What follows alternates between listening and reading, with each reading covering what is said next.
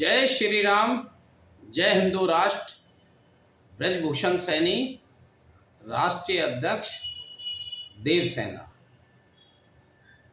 मित्रों, आज का विषय है जिहादियों के खिलाफ सख्त कार्रवाई करे सरकार।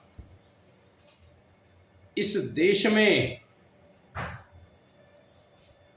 ऐसे बहुत बड़ी संख्या में लोग रहते हैं जो जिहादी मानसिकता के तहत अपने षड्यंत्र चला रहे हैं और इनको फलने फूलने का मौका जाने अनजाने में हमारी सरकार दे रही है। उनकी गलत बातों का प्रोत्साहन करके, उनकी गलत बातों को मानने के कारण उनको लगातार प्रोत्साहन मिल रहा है। ऐसे लोगों के खिलाफ यदि समय रहते कार्रवाई नहीं की गई तो इस देश में गृह युद्ध जैसी स्थिति बन जाएगी, जिसे रोक पाना सरकार के बूते के बाहर की बात हो जाएगी। इसलिए समय रहते जितने भी दंगाई हैं उनके खिलाफ सख्ती से निपटा जाए। जितनी भी देशद्रोही गतिविधियां चल रही हैं उनको एक एक करके उनके खिलाफ सख्त एक्शन लिया जाए। जो भी ऐसी मानसिकता के लोग हैं जो देश को अस्थिर करना चाहते हैं, जो लगातार सनातन धर्म के खिलाफ काम कर रहे हैं, ऐसे लोगों को किसी भी तरह से बख्शा न जाए, क्योंकि अभी ये शुरुआती दौर है। सरकार ने यदि सख्त एक्शन नहीं लिया, सख्त कार्रवाई नहीं की तो ये स्थिति पूरे देश में फैलती चली जाएगी और तब निपटना इनसे बहुत मुश्किल हो जाएगा। लाखों लोगों के कत्लेआम हो जाएंगे, लाखों लोग बेघर हो जाएंगे, हजारों की संख्या में बलात्कार जैसी घटनाएं होंगी। ऐसी घटनाओं पे अंकुश लगाने के लिए इनकी मानसिकता को समझना बहुत जरूरी है। जो भी लोग राष्ट्र के खिलाफ रणनीतियां बना रहे हैं, षड्यंत्र रच रहे हैं, वो धीरे धीरे सामने आने लगे। इन सब पर यदि अंकुश नहीं लगाते हैं तो इन्हें और ज्यादा फलने फूलने का मौका मिलेगा और इनके समर्थन में बहुत सारे राजनीतिक संगठन भी आने लगे हैं। उन सब को भी नंगा करने की जरूरत है। ऐसे संगठन, ऐसे राजनीतिक संगठन जो इनका खुलेआम समर्थन करते हैं या जिनसे भी ये जिहादी मानसिकता के लोग जुड़े हैं, ऐसे राजनीतिक संगठनों के खिलाफ भी कार्रवाई करने की जरूरत है। वरना यही राजनीतिक पार्टियां देश के लिए नासूर बन जाएगी और ये खुलेआम देशद्रोहियों का समर्थन करते हैं, आतंकवादियों का समर्थन करते हैं। इन पर बीजेपी केवल मौखिक आरोप लगाकर अपना पल्ला नहीं झाड़ सकती। ये सरकार की जिम्मेवारी है,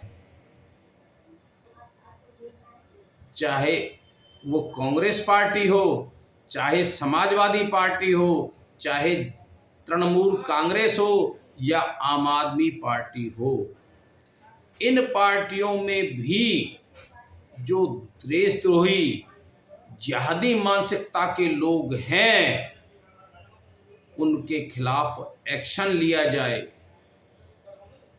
सख्त कार्रवाई की जाए और जरूरत पड़े तो ऐसे राजनीतिक संगठनों को बैन करने की जरूरत है जो केवल एक जिहादी मानसिकता के लोगों के लिए ही काम कर रहे हैं।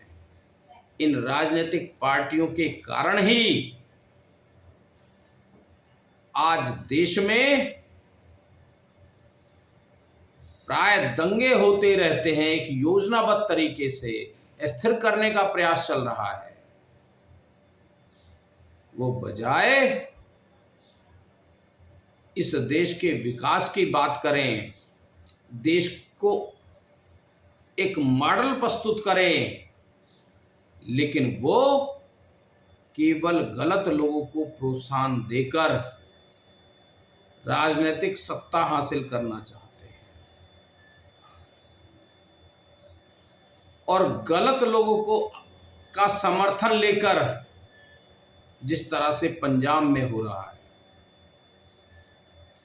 खालिस्तानों को समर्थन दिया जा रहा है और वहां की सरकार उस पर अंकुश लगाने में विफल है। ऐसे ही राजस्थान में जब चाहे दंगे हो जाएं, वहां गैर इस्लामिक लोगों के खिलाफ षड्यंत्र रच दिए जाएं, लेकिन ये सरकार उन्हें पूरी तरह से समर्थन करती हैं, समर्थन करती हुई दिखाई भी देती हैं।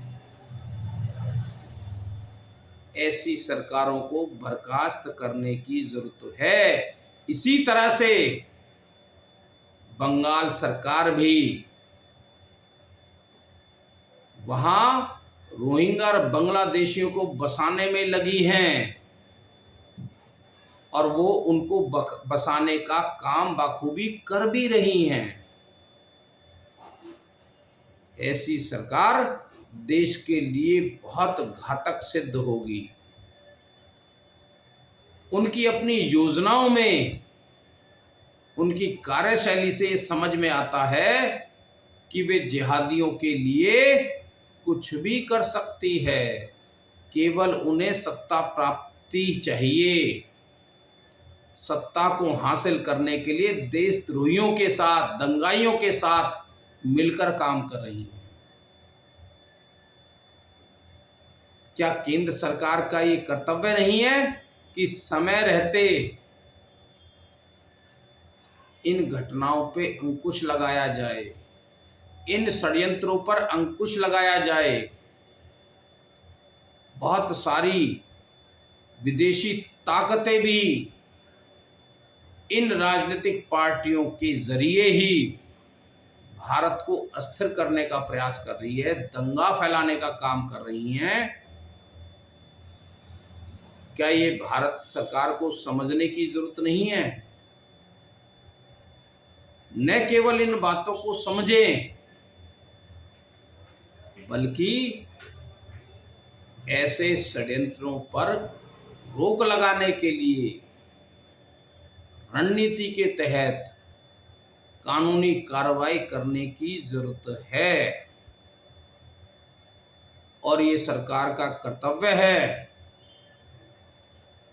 कि इस देश में शांति स्थापित करने के हर संभव प्रयास करें। इस मामले में जो भी व्यक्ति या जो भी राजनीतिक संगठन रुकावट बनता है, उसके खिलाफ सख्त कार्रवाई करने की जरूरत है। यदि समय रहते सरकार इन बातों को लेकर गंभीरता से कदम नहीं उठाती है तो इसके बहुत गंभीर परिणाम भुगतने होंगे, जिसकी जिम्मेवारी इस सरकार की होगी,